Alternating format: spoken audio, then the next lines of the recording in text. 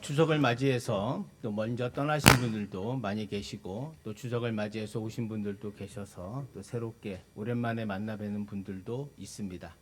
너무 반갑고 또 주 안에서 행복한 추석을 다 보내시기를 바랍니다. 특별히 얼마 전에 그 별세하신 이동일 성도님의 아내이신 김정아 성도님도 오시고 자녀들과 함께 그래서 감사드립니다. 주님 안에서 꿋꿋하게 하나님의 은혜 가운데 잘 살 수 있기를 간절히 기도합니다. 이 추석을 맞이해서 우리 모두 함께 오늘 이 말씀을 통해서 제가 여러분들에게 이 제목이 연기하지 말고 진실하게라고 하는 제목입니다. 오늘 이 말씀은 사실 제사장들과 바리새인들과 서기관들을 주님께서 비판하시면서 하시는 말씀입니다. 제가 1절부터 6절까지만 읽었지만 오늘 본문은 전체적으로 보면 18절까지의 내용을 가지고 말씀을 드리려고 합니다.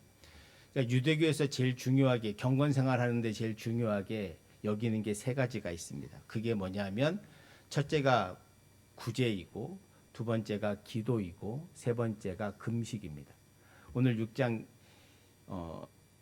2절부터 4절까지는 구제에 관한 이야기, 그리고 기도는 5절부터 15절까지고요. 금식은 16절에서 18절까지 말씀을 지금 주님께서 그 당시 유대교인들이 가지고 있던 그 경건 생활에 대해서 비판하시는 대목을 제가 오늘 본문을 삼아서 여러분들과 함께 은혜 나누려고 합니다. 먼저 주님께서 왜 이들을 비판하시는가입니다. 그 이유는 1절에 분명하게 나와 있습니다. 한번 1절 한번 같이 봉독하겠습니다. 사람에게 보이려고 그들 앞에서 너희 의를 행하지 않도록 주의하라. 그리하지 아니하면 하늘에 계신 너희 아버지께 상을 받지 못하느니라. 그러니까 이 말씀이 마태복음 6장 전체의 주제이기도 합니다. 그리고 핵심이죠. 예수님께서 말씀하시고자 하는 바가 이겁니다. 여기서 보이려고라고 하는 말은 헬라어로 세아 오마이라고 하는 뜻인데 이 말은 정확히 번역하면 연기하다입니다. 배우가 연기하는 거예요. 우리가 배우 중에 연기 잘하는 배우들이 많이 있잖아요. 연기를 못하는 배우도 있지만 연기를 잘하는 배우도 있습니다. 마치 그거죠. 연기는 정말 진짜처럼 현실처럼 하는 것이 연기입니다. 그러니까 외식은 한마디로 뭐냐? 연기한다는 거예요. 그러니까 제사장이나 바리새인들이 모두 무엇을 제일 잘했는가 하면 사람들 앞에서 연기를 잘했어요. 무슨 연기를 잘했냐? 내가 하나님을 잘 믿는 것 같은 연기를 잘했다는 거예요. 그러니까 이 연기를 외식이 문제가 되는 것은 한마디로 말하면 겉과 속이 다르기 때문입니다. 그러니까 우리가 연기한다는 게 뭐예요? 진짜가 아닌데도 진짜처럼 한다는 거잖아요. 그러니까 바리새인들이나 서기관들이나 제사장들은 하나님을 사랑하지도 않는데 사랑하는 척하는 것이고 다른 사람을 사랑하지도 않으면서 사랑하는 척 연기를 잘한다는 거예요. 근데 이런 연기는 결국 오래 가지 못하게 됩니다. 연기는 연기일 뿐이기 때문이죠. 사람은요, 진정성이 없으면 얼마 못 가서 다 들통나게 됩니다. 그러니까 연기는 연기로 볼 뿐이지만 진정성이 없는 연기는 들통나게 되죠. 그러니까 그리고 또 하나 중요한 건 외식은 결국 자기를 망치게 됩니다. 신앙도 망치고 인간도 망치게 되죠. 자, 그럼 오늘 본문 통해서 세 가지를 먼저 볼 텐데 구제할 때 외식하는 것이 왜 문제인가? 2절을 한번 보시기 바랍니다. 그러므로 구제할 때 외식하는 자가 사람에게서 영광을 받으려고 회당과 거리에서 하는 것 같이 너희 앞에 나팔을 불지 말라. 진실로 너희에게 이르노니 그들은 자기 상을 이미 받았느니라. 자, 지금 주님께서 하시는 말씀이 사람께 영광을 받으려고 어떻게 하냐면 회당과 거리에서 하는 것 같이 나팔을 분다는 거예요. 나팔 분다는 건 뭐야? 시끄럽게 사람들을 모으는 거잖아요. 다 사람들 들을 수 있도록 나팔 분 다음에 내가 이렇게 다른 사람을 구제하고 있다는 것을 보여주는 거죠. 그러니까 옛날에 한국 교회가 이랬던 적이 있습니다. 불이웃 자녀들 불러다가 사진 찍고 방송 내면서 돈 몇십만 원 주고 그러면서 생색 다 내고 신문에 나고 했던 적도 있었습니다. 마치 그런 거죠. 길거리에서 나팔 불어가지고 사람들 모은 다음에 그 사람들 앞에서 나눠주는 거예요. 그럼 그 나눠주는 구제를 누굴 위한 거냐? 하나님을 위한 게 아니라 자기 자신의 영광을 위한 거다라고 하는 거예요. 즉 칭찬받으려고 하는 거다라고 하는 거죠. 저는 그런 의미에서 우리 교회가 사랑 상자를 말없이 오랫동안 하는 것은 큰 은혜라고 생각합니다. 구제는 티를 내지 않아도 저절로 세월이 지나면 알게 됩니다. 그리고 하나님이 아십니다. 중요한 건 거기에 있다는 거예요. 그러니까 제사장이나 바리새인들은 자꾸 티를 내면서 길거리에서 하니까 주님께서 오죽 답답했으면 그런 구제 하지 말라고 하는 거예요. 3, 4절 보세요. 한 절씩 교독하겠습니다. 너는 구제할 때 오른손이 하는 것을 왼손이 모르게 하여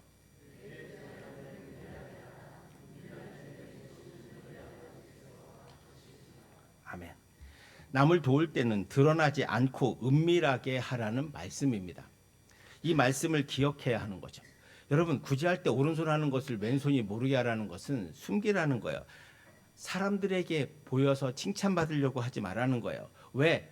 하나님은 은밀하게 보시는 중에 너희 아버지께서 갚아주신단 말이에요. 그런데 사람들에게 상을 받으면 그 갚아줄 상을 이미 받게 되는 거예요. 그래서 아무런 의미가 없게 됩니다. 우리가 잘 아는 이런 대표적인 사람이 사도행전 5장에 아나니와 삽비라라고 하는 사람이 나옵니다. 이 두 사람은 초대교회 교인이었습니다. 열심히 했죠. 그런데 바나바나 이런 분들이 자기 밭을 팔아서 막 하나님 앞에 헌금하고 드리고 하니까 사람들이 칭찬하니까 그게 부러웠던 모양입니다. 그래서 자기도 그렇게 하려고 자기 밭을 팔았습니다. 팔았는데 돈이 생기고 나니까 욕심이 생겨서 다 내는 건 너무 아깝고 그러니까 일부만 내면서 마치 내가 밭을 팔아서 다 낸 것처럼 거짓말합니다. 그러자 베드로가 성령의 능력으로 거짓말하고 있다는 걸 밝히게 되죠. 아니, 안 내도 됩니다. 그런데 하나님 앞에 거짓말하는 것. 그러니까 이게 베드로에게 거짓말하는 게 아니라 하나님 앞에 거짓말하는 것이고 또 하나는 사람의 칭찬을 받으려고 한다는 거예요. 그러니까 사람의 칭찬을 자꾸 받으려고 하면 결국 우리는 외식하게 됩니다. 자기가 다 드리고 싶지도 않은데 일부 드리면서 거짓말하는 사람이 되어버리고 그래서 결국 하나님의 심판을 받게 되는 모습을 우리가 보게 되죠. 그래서 외식하지 말라는 거, 연기하지 말라는 거죠. 하나님은 다 보고 계시다. 여기에 중요한 거 하나가 빠진 게 지금 바리새인과 서기관들이나 제사장들은 하나님이 살아계심을 모르고 있다는 거예요. 자, 또 하나 기도할 때도 한번 봅시다. 기도할 때 이들이 어떻게 하는가? 5절을 한번 보시기 바랍니다. 5절 같이 봉독할까요? 또 너희는 기도할 때 외식하는 자와 같이 하지 말라. 그들은 사람에게 보이려고 회당과 큰 거리 어귀에 서서 기도하기를 좋아하느니라. 내가 진실로 너희에게 이르노니 그들은 자기 상을 이미 받았느니라. 지금 여러분 주님께서 지금 계속 상 얘기하고 계시다는 걸 잘 보셔야 됩니다. 상, 자기 상, 또 하나님이 큰 상 주신다. 이렇게 상을 계속 얘기하고 계세요. 앞에서 구제는 신앙생활의 외적인 모습이라면 기도는요 하나님과의 내적인 관계입니다. 그런데 이 사람들은 기도조차도 길거리에서 하는 거예요. 사람에게 보이려고 회당과 큰 거리 어귀에 서서 기도한단 말이에요. 그러니까 사람들이 뭐라겠어요? 야, 저 바리새인, 저 서기관, 저 제사장은 우리랑 다르게 저렇게 열심히 기도하는구나. 하나님과 영적인 대화를 하는구나. 하나님과 가깝구나. 아, 정말 영성이 좋구나. 이런 칭찬을 받기 위해서 길거리에서 성전 앞에서 기도한다는 거예요. 여러분, 기도는 하나님과의 내밀한 관계입니다. 그런데 길거리에서 기도하는 건 누구 들으라고 하는 거예요? 사람 들으라고 하는 거예요. 이건 잘못된 거다. 진정한 기도는 뭐냐? 주님께서 6절의 말씀을 합니다. 6절 한번 보시기 바랍니다. 너는 기도할 때 내 골방에 들어가 문을 닫고 은밀한 중에 계신 내 아버지께 기도하라. 은밀한 중에 보시는 내 아버지께서 갚으시리라. 기도는 어떻게 하냐? 골방에서 조용히 기도하라는 거예요. 왜? 하나님과의 1:1 관계이기 때문입니다. 은밀하게 조용히 기도해도 되는 걸 굳이 길거리에서 기도할 필요는 없다라고 하는 것입니다. 그리고 이런 기도는 하나님이 들으신다는 거예요. 그래서 하나님께서 갚으신다고 말씀합니다. 저희가 여러분 공중기도나 통성기도를 할 때도 그러면 조용히 해야 됩니까? 라는 질문을 합니다. 아닙니다. 저는 지금 이 주님께서는 기도의 본질에 대한 이야기를 하고 계십니다. 기도의 본질은 하나님께 하는 겁니다. 사람에게 하는 게 아니고요. 그러나 동시에 그래서 공중기도하는 사람은 누구를 보고 기도해야 돼요? 사람이 어떻게 해서 저 사람 기도 많이 하나, 이게 중요한 게 아니에요. 내가 하나님 앞에 진실되게 준비하고 기도하는 겁니다. 그걸 대표로, 여러분 모두의 대표로 기도하는 것뿐입니다. 그러므로 우리의 기도의 대상은 하나님이어야지 사람이어선 안 된다라고 하는 것입니다. 하나님께서 우리의 기도를 들으십니다. 이걸 우리가 믿어야 합니다. 그러니까 하나님은 우리가 예배하는 척, 하나님을 믿는 척 하는 것을 원하지 않죠. 그러니까 연기로 예수를 믿는 것은 어리석은 일일 뿐만 아니라 스스로 망치고 있는 거예요. 자, 또 하나 중요한 것을 보면 유대인들의 행위 가운데 금식이 있습니다. 제가 구제와 기도와 금식 세 가지가 유대인들의 유대교의 가장 중요한 핵심이라 그랬잖아요. 자, 금식의 외식은 뭘까? 16절 한번 보세요. 16절 같이 봉독하겠습니다. 금식할 때 너희는 외식하는 자들과 같이 슬픈 기색을 보이지 말라. 그들은 금식하는 것을 사람에게 보이려고 얼굴을 흉하게 하느니라. 내가 진실로 너희에게 이르노니 그들은 자기 상을 이미 받았느니라. 그러니까 금식을 하는 건 왜 금식해요? 사람에게 보이려고 하는 거 아니잖아요. 하나님 앞에 내가 이런 태도를 가지고 하나님 앞에 엎드려 기도합니다. 간절한 마음을 드러내기 위한 건데 이 사람들은 얼굴을 이미 흉하게 하는 거야. 막 피곤한 척하고 내 금식 며칠 굶어가지고 너무 힘들다고 이러면서 사람들에게 알려주는 거예요. 뭐 한다고? 내가 금식한다고. 그러면 사람들이 저분은 금식하면서 하나님 말씀에 순종하고 기도하는구나. 참 영역이 좋으신 분이구나. 이렇게 오해하게 만드는 거죠. 그래서 사람들의 칭찬을 받는 거예요. 그런데 주님은 뭐라 그러냐? 그들은 자기 상을 이미 받았다는 거예요. 그 말은 뭐냐? 하나님이 상 안 주시는, 하나님이 안 듣는다는 거예요. 이미 그건 사람들의 칭찬을 받았기 때문에 끝난 거다라고 하는 거예요.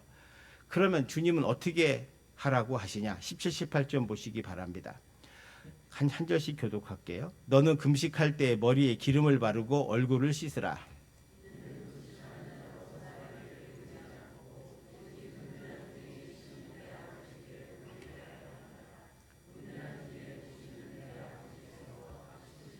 아멘. 그러니까 금식할 때 티내지 말라는 거예요. 얼굴 씻고 화장하고 예쁘게 해서 머리도 빗고 그리고 멀쩡하게 다니라는 거예요. 금식하는 자로 사람에게 보이지 않고 오직 은밀하게 계신 하나님만 보게, 하나님 앞에 바로 서서 하나님만 의식하고 하라는 거예요. 왜 자꾸 사람에게 칭찬받고 사람에게 잘한다, 훌륭하다 이런 소리만 들으려고 하느냐라고 하는 거예요. 이게 그 당시 제사장들과 바리새인들과 서기관들의 모습이었다는 거예요. 왜 이렇게 이들이 합니까? 이들이 바로 연기하기 때문입니다. 이들이 정말 하나님을 만났다면 이렇게 신앙생활하지 않을 겁니다. 이들이 정말 하나님의 은혜를 경험했다면 이들이 이렇게 신앙생활하지 않을 겁니다. 연기하지 않을 겁니다. 사람의 칭찬에 목마르지 않고 사람들이 존경하기를 바라지 않고 오직 하나님 앞에 내가 바로 서서 하나님의 은혜 아래 살기를 원했을 거예요. 그런데 이들은 하나님을 믿지 않는 사람들입니다. 그러니 하나님 앞에 하나님을 믿는 척 연기를 할 수밖에 없는 거예요. 그게 외식이거든요. 연기를 잘하니까 사람들이 잘한다고 칭찬하지만 예수님은 그들의 본질을 보고 계십니다. 저들이 지금 연기하고 있다는 것을, 저들이 정말 하나님을 믿는 것이 아니라 하나님을 믿는 것처럼 연기하고 있다는 것을 가르쳐주고 있는 거예요. 구제와 기도와 금식은 유대교인들에게 가장 중요한 신앙생활이요 경건 행위입니다. 근데 그것이 잘못됐고 그것이 완전히 사람들을 위한 것이라면 그는 이미 하나님을 믿는 것이 아니라는 거예요. 여러분 참 믿음이란 무엇일까요? 베드로는 예수님과 함께 3년을 다니면서 예수님의 말씀의 능력을 보고 기적을 체험하고 그분에게 직접 배우기도 했습니다. 그런데 주님께서 베드로에게 믿음이 연약하다고 말씀하셨습니다. 그런데요, 가만히 보면 예수님을 한 번도 교육받고 받지 않은 사람, 백부장은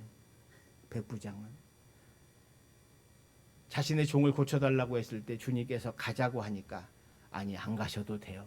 여기서 말씀만 하옵소서 나올 줄 믿습니다. 그 말을 듣고 주님께서 뭐라 그래요? 이스라엘의 이만한 믿음을 가진 사람을 내가 본 적이 없다. 아니 3년 동안 배우고 따라다닌 베드로보다 이 백부장의 믿음이 더 좋았던 이유가 무엇입니까? 여러분, 믿음은 오래 믿는다고 믿어지는 게 아니고 잘 믿어지는 게 아닙니다. 믿음은 어디에 있느냐? 핵심은 여기서 교회를 오래 다니고 이게 중요한 게 아니고요. 얼마나 주님을 신뢰하느냐에 달려 있습니다. 그러니까 우리가 하나님을 얼마나 신뢰하느냐, 우리가 주님을 얼마나 신뢰하느냐에 따라 여러분의 믿음이 결정되고요. 그 믿음의 결정이 뭘 가져오냐? 여러분에게 연기하지 않는 신앙, 진실한 신앙의 삶을 가져오게 하는 거예요. 베드로는 지금 예수님의 제자로 따라다니면서 뭐 하는 거예요? 연기하는 거예요. 무슨 연기? 예수님을 믿는 것 같은. 예수님의 12 제자는 다 예수님의 십자가 달려 죽으실 때 도망갔던 사람들입니다.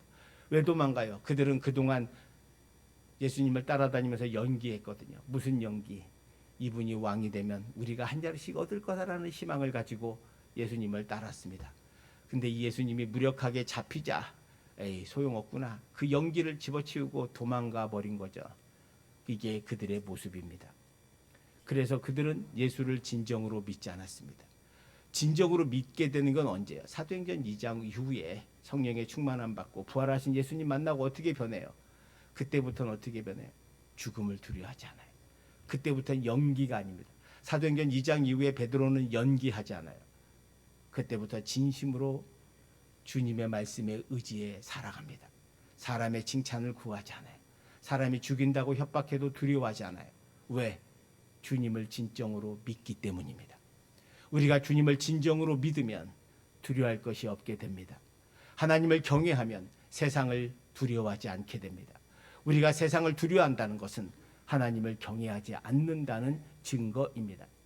바리새인들이 그렇게 기도하고 그렇게 구제하고 그렇게 금식함에도 불구하고 주님께서 오늘 말씀하시는 바는 그들은 다 연기라는 거예요. 연기, 거짓말이라는 거예요. 대표적으로 가룟 유다는 연기의 대명사입니다. 그는 주님의 재정을 담당하면서 주님을 열심히 따라다녔지만 주님께서 십자가 달려 죽는다고 하니 더 이상 손해볼 수 없다고 생각해서 은 30에 주님을 팔고 도망가 버립니다. 그게 연기하는 사람들의 믿음입니다. 지금 주님이 구제를 하는 문제나 기도하는 문제나 금식하는 문제를 말씀하시는 핵심이 뭐냐? 신앙생활 하면서 사람들에게 칭찬 원하지 말고 하나님께 칭찬받기를 원해라. 이 말은 다른 말로 하면 하나님을 제대로 믿어라. 하나님의 살아계심을 믿으라는 거예요. 사람들에게 칭찬받기를 원하는 것은 다른 말로 하면 하나님을 믿지 않는 것을 증명하는 것입니다. 그러니까 하나님을 믿지 않으시니 하나님의 상 주시는 것, 벌 주시는 것을 잊어버려요. 그러니까 하나님 없는 것처럼 자꾸 살게 되고 자꾸 사람들에게 칭찬과 상을 받으려고 하게 됩니다. 여러분, 4절, 6절, 18절 마지막에 똑같이 은밀한 중에 보시는 너희 아버지께서 갚으시리라 라고 하는 말씀이 4절과 6절과 18절에 나옵니다. 구제와 기도와 금식의 마지막에 하면서 주님께서 꼭 이렇게 말씀하세요. 하나님께서 갚아주신다는 거예요. 이걸 믿으시길 축원드립니다. 이걸 못 믿으니까 자꾸 사람들에게 기대는 거예요. 내가 얼마를 냈는데 사람들이 알아줘야 되는데, 내가 어떻게 기도했는데 사람들이 알아줘야 되는데, 그러니까 갈라진 신목소리로 할렐루야 이러고 다니면서 내가 기도 많이 한 것처럼 금식을 40일 금식 기도를 3번 했다고 그렇게 명함에 써서 다니는 것 아니겠습니까? 우리가 주님을 위해 헌신하고 봉사할 때 남들이 알아주지 않는다고 아무도 못 볼 때 하더라도 슬퍼하지 마시기 바랍니다. 누가 보고 계세요? 하나님이 보고 계세요. 그걸 믿으시기를 축원드립니다. 우리가 헌신하고 봉사할 때요, 연기하지 말고 진심으로 하시기 바랍니다. 그러면 사람이 뭐라고 하지 않아도 몰라도 하나님이 아십니다. 저는 여러분들이 헌신하고 봉사하고 혼자 와서 하실 때 알면서도 모른 척합니다. 왜? 하나님께서 주실 은혜가 있기 때문입니다. 하나님은 아시기 때문이에요. 하나님은 은밀한 것 가운데 모든 걸 아십니다. 이걸 믿으시길 축원드립니다. 사랑하는 성도 여러분, 이제 우리가 추석을 맞이해서 원근각처 고향에 가서 부모와 일가 친척을 만납니다. 반갑기도 하지만 때로는 상처 때문에 껄끄럽기도 할 수 있습니다. 때로는 화가 날 수도 있습니다. 서로를 너무 잘 알기 때문에 어릴 때부터 자라와서 또는 1년에 한 번 만나니 대면대면하기도 하고 또 여러 가지 분쟁 때문에 갈등하고 아플 수도 있습니다. 그럼에도 하나님이 가족을 여러분에게 가족으로 묶여주셨으니 추석 때만이라도 설 때만이라도 진실하게 대하시기를 축원드립니다. 고향에 가서 시부모님이나 처가나 가시면 연기하지 마시고 진심을 다해 봉사하십시오. 모시고 사는 것도 아닌데 그 며칠 열심히 가서 헌신하시고 봉사하시기를 축원드립니다. 남이 어떻게 보던 상관없습니다. 내가 하나님 앞에 우리 부모에게 최선을 다하는 거죠. 10계명에도 5번째 계명이 내 부모를 공경하라입니다. 네 부모를 공경하면 네가 이 땅에서 잘되고 네가 장수하리라고 말씀하셨습니다. 그건 티내서 하라는 게 아니에요. 하나님 앞에 바로 서서 부모를 공경하는 것입니다. 영화배우 윤여정 씨가 있습니다. 이분이 미나리로 아카데미 여우 조연상을 받았습니다. 여자 배우로는 인물이 그다지 없습니다. 그래서 많은 어려움을 겪었다고 하고 이혼의 경험도 했었습니다. 젊은 날 40대 남편 없이 아들만 둘 낳고 많은 고생도 했지만 말년에 그가 많은 영화로 빛을 보고 제가 재작년인가 몇 년 전에 미나리로 아카데미 여우 조연상을 받으셨습니다. 그분이 한 말 가운데 이런 말이 생각이 납니다. 인터뷰하면서 인생을 어떻게 사셨는가, 어떻게 살면 좋겠는가 라는 질문을 했을 때 그분이 그 당시에 67세였는데 이런 말을 했습니다. 그 사람은 그 사람, 나는 나는 나같이 살면 된다 라고 하는 말을 했던 것 같아요. 제가 그 말을 기억하는 것은 그 말은 다른 사람의 인생과 비교하지 말라는 것입니다. 그는 그고 나는 나다. 첫째 며느리가 저렇게 하니까 나도 저렇게 한다가 아니라 그는 그고 나는 나다. 나는 내가 할 수 있는 최선을 다하는 것입니다.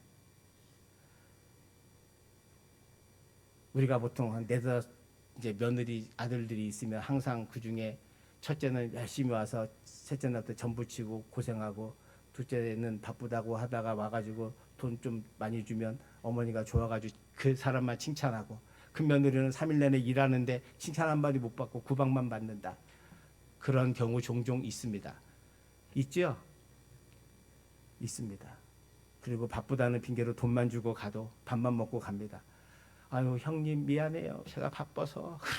설거지도 안 하고 도망가 버립니다. 그는 그, 나는 나. 시어머니가 여러분을 뭐라고 해도 하나님이 보십니다. 우리 그리스도인은 그것과 상관없이 한 3일 헌신하시고 하실 하루 이틀인데 수고해 주시기 바랍니다. 비교하지 않기를 축원드립니다. 왜 아멘이 없으시네. 저는 이 생각해요. 우리 서로 비교하지 않았으면 좋겠어요. 잘난 사람과 비교해서 스스로 열등감에 빠지지 마시고 자기보다 못한 사람과 비교하여 우월한 교만의식 가지지 맙시다. 그는 그, 나는 나. 그는 그의 인생이 있고 나는 나의 인생이 있는 겁니다. 아무리 돈이 많아도 가족 간의 갈등과 다툼으로 분쟁하고 다투는 가정도 많습니다. 돈이 많기 때문에 나중에 아버지가 죽을 때 비참하게 죽는 경우도 저는 봤습니다. 그러나 돈은 없지만 가족 간에 화목하고 사랑하는 가정도 얼마든지 있습니다. 사람은 우리는 우리 식대로 사는 겁니다. 누가 이렇게 하니까 나도 이렇게 한다가 아니라 그는 그의 인생이 있고 나는 나의 삶이 있는 거예요. 우리가 사람이 아니라 하나님 앞에 바로 서서 하나님의 말씀에 의지해 살아갑시다. 그리고 하나님이 여러분을 보신다는 걸 인식하시고 하나님께서 말씀하신 바대로 순종하면 여러분 삶에 크신 은혜가 있게 될 줄 믿습니다. 여기 어머니들 젊은 날에 시집살이 하느라고 고생 많이 하셨습니다. 그래서 이제 좀 며느리도 보고 좀 실만한데 시대가 완전히 바뀌어 버려 가지고 며느리들을 이제 상전이 되었습니다. 눈치를 봐야 합니다. 힘듭니다. 근데 여러분 그거 감사하게 생각하십시오. 같은 여성으로 나는 내 고생을 나에서 끝나고 우리 며느리들은 이제 전도 안 붙이고 행복하게 나가서 외식하고 편하게 사니 얼마나 좋으냐. 사실 이 명절은 농경 문화에서 나온 겁니다. 농경 문화인데 지금은 AI 시대로 완전히 바뀌었는데, 그래서 고부 갈등 하지 마시고 여러분 어머니 여러분께서 먼저 며느리에게 예 하지 마라, 우리 나가서 먹자, 야 시장 가서 사 먹자, 그렇게 하시기를 바랍니다. 아멘. 우리 권사님들만 아멘. 예, 그렇게 해 주십시오. 그래서 서로가 서로를 감싸주고 사랑해 주는 겁니다. 아, 누구 옆집은 어떻게 하더라. 절대로 그런 얘기 하지 마세요. 그는 그, 나는 나입니다. 그들은 그들의 삶이 있고 나는 나의 삶이 있는 거예요. 예수 믿는 우리가 사람이 아니라 하나님이 보신다는 것을 믿고 하나님의 말씀에 따라 살아가면 됩니다. 그리고 남이 못 알아줘도 다른 며느리가 얍삽바르게 하고 가더라도 예수 믿는 나는 곰처럼 하나님 앞에, 사람 앞에, 어머니 앞에, 아버님 앞에 헌신하시면 하나님이 은밀한 중에 갚아주십니다. 아멘. 그래서 이 추석이 여러분에게 괴로운 명절이 아니라 행복한 명절이 되기를 바랍니다. 연기하지 말고 진실하게 대하셔서 여러분 이 추석이 여러분 모두에게 기쁨의 추석이 되고 우리 모두 연기하지 않는 진실한 그리스도인으로 사랑하며 살아갑시다. 기도합시다. 사랑의 하나님, 우리 먼저 진짜 그리스도인이 되게 하여 주셔서 하나님만 바라보게 하시고 참된 신앙생활 할 수 있도록 인도하여 주시옵시고, 사람의 눈을 보는 것이 아니라 주님만 바라보게 하여 주시고 은밀한 중에 갚으시는 하나님을 제대로 믿어 이 추석 기간에 부모님께 효도하며 서로 사랑하며 또 며느리와 사위와 아들들과 딸들을 축복하며 행복한 추석 명절을 지낼 수 있도록 인도하여 주셔서 세상에서 뭐라고 하던 그들은 그들이고 우리는 우리의 삶이 있으니 하나님 앞 보시기에 당당할 수 있도록 하나님 보시기에 기뻐하시는 그런 삶을 살아가는 우리 성도들 다 되게 하여 주시옵소서. 그래서 이 복된 명절이 주님 안에서 은혜의 명절이 되게 하시고 온 가족 모두가 우리 성도들 가정가정마다 웃음꽃이 피며 은혜가 사랑이 넘치는 그런 추석이 될 수 있도록 인도하여 주옵소서. 감사드리며 예수님 이름으로 기도하옵나이다. 아멘.